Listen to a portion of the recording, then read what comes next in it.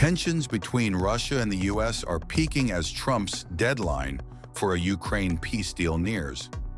Russian President Vladimir Putin met Trump's envoy Steve Witkoff in Moscow on August 6th. The Kremlin hasn't shared details yet, but the meeting comes just days before Trump's peace deadline expires. Witkoff was seen walking through Zaryadye Park with top Russian negotiator Kirill Dmitriev. Dmitriev has led several rounds of stalled talks with Ukraine and held key meetings with U.S. officials. Trump's deadline expires on August 8th, with threats of harsh new sanctions if Russia doesn't halt the war. Despite that, Russia has intensified attacks in Ukraine's cities, targeting civilians and infrastructure. A deadly strike in Zaporizhzhia killed 2 and injured 12, including children, Ukrainian officials said.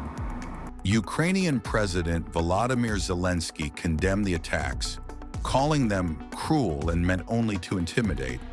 Russia also struck Ukraine's power grid and gas facilities as winter looms. The U.S. president has also warned of severe tariffs on nations buying Russian oil, raising pressure on India and China. Russia has grown closer to China, Iran, and North Korea, raising fears of a larger global conflict. Trump initially gave Moscow a 50-day deadline, but later moved up his ultimatum as the Kremlin continued to bomb Ukrainian cities. In this case, it's obvious that the American submarines are already on combat duty.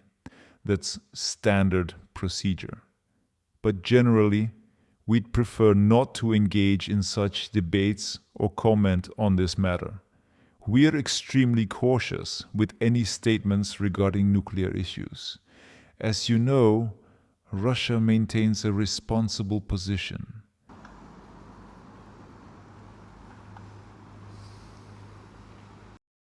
Naturally, we think that everyone should be very careful with the nuclear rhetoric.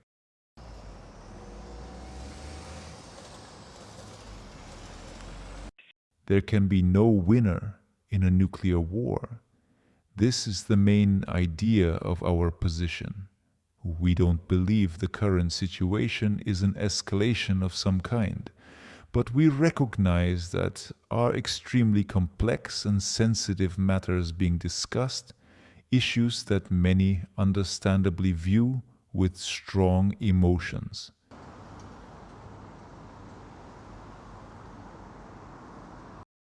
In every country, leadership members have differing professional views on current events and maintain different attitudes. There are individuals in the United States and European countries with extremely hardline positions. This is always the case. But yes, President Putin's stance remains the key factor. As you know, in our country, foreign policy is formulated by the head of state, that is, President Putin.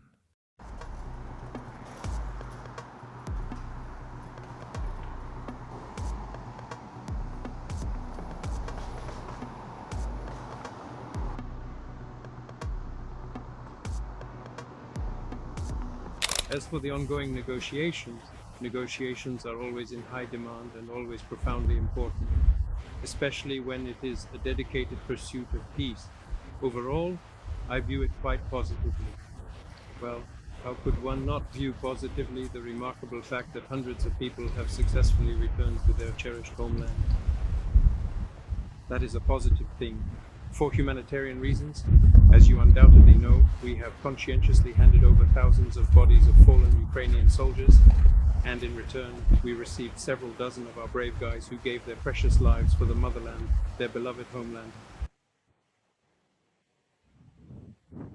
As for any disappointments experienced by anyone, it is generally understood that all such feelings of disappointment invariably arise from the presence of overly ambitious or unrealistic expectations that are not met. This is a well-known general rule, But in order to effectively approach resolving this significant issue peacefully, it is absolutely necessary to have thorough and extensive discussions, and not in public, but rather, this crucial matter should be done calmly in the quiet and confidential atmosphere of the negotiation process. And it was precisely for this reason that we proposed creating the 3 groups you mentioned.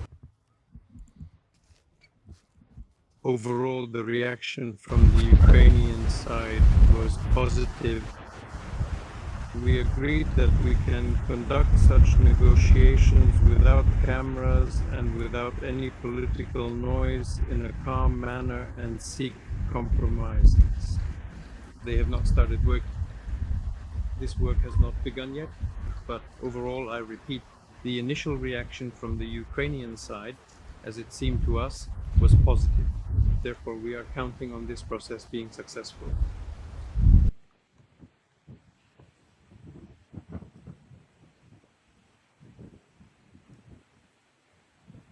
Yes, these conditions have certainly remained the same. These are no longer just conditions, but goals. I have articulated Russia's goals up to this point. Until then, we were told that it was unclear what Russia wanted. So we formulated them in June of last year at a meeting with the leadership of the Ministry of Foreign Affairs of the Russian Federation. Everything is clear there, but the main thing is to eradicate, to eliminate the causes that gave rise to this crisis. That is indeed the main point. And of course, there are humanitarian issues and security issues. In the broadest sense, these are all security issues. Security issues for Russia and for Ukraine as well. By the way, the Ukrainian delegation suggested that it probably makes a great deal of practical sense to discuss the security of both Russia and Ukraine within the broader context of overall European security arrangements and stability. One of the leaders of the Ukrainian delegation expressed this idea. And overall, we believe this is correct and we share this view.